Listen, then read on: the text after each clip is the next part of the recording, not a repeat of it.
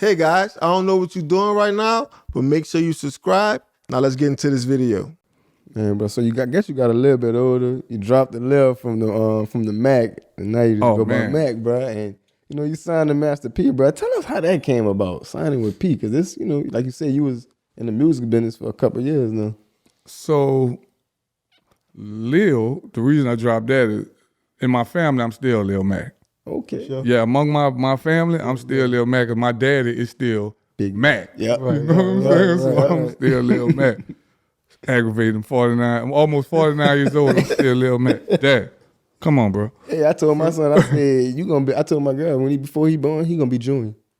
Yeah. And you ain't no running from it. Ain't no running from it. So I'm gonna start calling my daddy Super Mac so I could be Big Mac. Right, yeah. Yeah. So or Grand Mac. That's what I'm gonna call him. Yeah. So Master P was a person who was brought to my attention by a cousin of mine. My cousin's name is Skanu. May he rest in peace. He rapped with a group at No Limit called Prime Suspects. So he used to be telling me like, yo, cuz, man, my boy Master P, he got this thing he doing, man. He in California getting his record label together, blah, blah, blah. And I was under the impression that the guy Master P, who I heard on the radio, was from California. I had no idea he was from New Orleans, right? So he was like, man, this is Master P, man. I'm telling you, bro, my boy. So I'm like, all right. So then he introduces me to Master P's brother, C Murder, on the basketball court, uptown. So we play ball together and we just gelled. You know how some personalities, when you meet them, it's just, we just gelled. Right. From that moment on, we was like almost inseparable.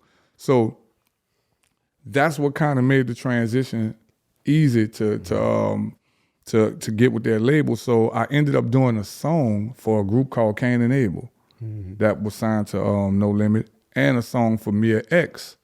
I did those songs before I got signed to No Limit. Gotcha. What made me sign to No Limit is I actually got paid for those songs. I had never got paid before for rapping. Right. I had been signed to record labels and everything, but I had never been given a check for rapping, right? So when this man paid me right away, I was like, oh, this is the best job ever. So all I gotta do is write some songs and I'm gonna get a check. Yeah. Because I had just quit my job. I was a security guard on the West Bank. So I was like, nah, this is a real job. So I ended up signing with him in 1997. What made it easy is I knew everybody that was around him. I didn't know him.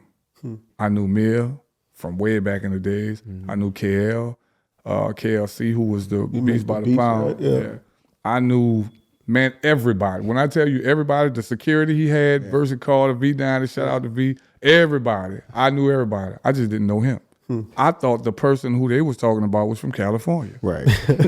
Unbeknownst to me, he was not only from the Calio, he was one of my aunt's closest friends, old man.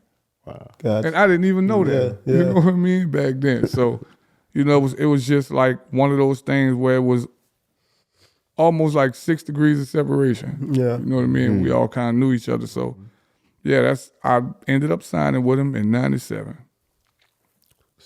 Man, give us some good stories about you and P, bro. Yeah, like I grew up in the city. I know you used to buy houses. Like he didn't give people money. He used to buy them houses and shit, give them a car. Like, is any of that true? So with P, this is what I'll say.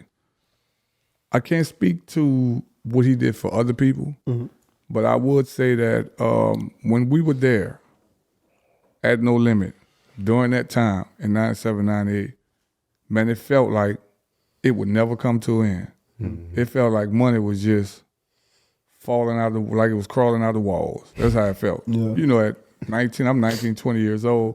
I went from working as a security guard on the West Bank, risking my life, and the next year I was able to buy my family a house. Yeah. So for me, it was like, okay, I can do this. And,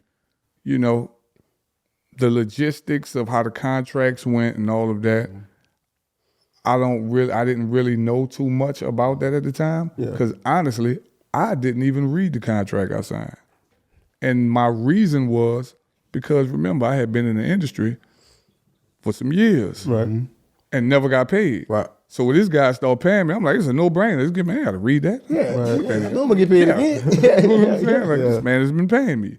Now, he did make sure that everybody at No Limit had a residence. He made sure you had a vehicle. He made sure you had everything you needed to get the job done. Right? So that is true. Everybody on No Limit was not only, I won't say given, because all that stuff was stuff we earned. Yeah. You know, we all were working on music constantly. And what he would do is he would get it and then like, yo, because it was in our name. Everything that we had was in our name. It was not in No Limit name like you hear about these other record labels. It was ours, right? So he was like, now y'all can do what you want with it. You can sell it. You can do whatever you want with it. I just wanted to make sure you have your necessities, the things that you need. And that's how I took it at the time, right? Yeah. And so I think for some of us, it probably was a good thing. And for some of us, it probably was not so good. Yeah. For some of us, I know at 19, 20 years old, if you would have given me just $1 million, I don't know what I would have done with it. Yeah. You know what I mean? I'm going to just keep it all the way 100, which I don't know what I would have done with it. Yeah. So there was some truth to that. That's what I would say. There was some truth to that. But it was earned. America, let me say that. It was earned. Right. He didn't give none of us nothing. Everything was earned.